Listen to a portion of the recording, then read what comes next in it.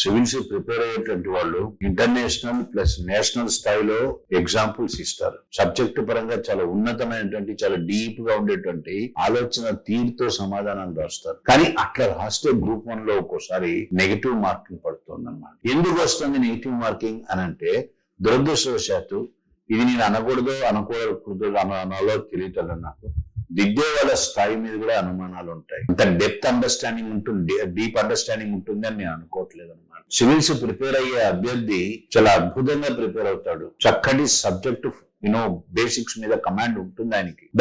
ఆ స్థాయిలో మళ్ళీ గ్రూప్ 1 రాస్తే అది మొదటికే దెబ్బ కొట్టే ప్రమాదం కూడా ఉంటుంది. అంటే కరెక్ట్ చెప్తే గ్రూప్ 1 కి బేసిక్స్ కావాల్సి వస్తుంది. సివిల్స్ కి బేసిక్స్ తో పాటు క్రిటికల్ అప్రైజల్ అవసరం అవుతుంది. అండర్స్టాండ్? అంటే అప్రైజల్ కూడా నేషనల్ ఇంటర్నేషనల్ స్థాయిలో సబ్జెక్ట్ తో బాగా పర్ఫెక్ట్ ఉండేటట్టు ఎగ్జాంపుల్స్ కావాల్సి వస్తుంది.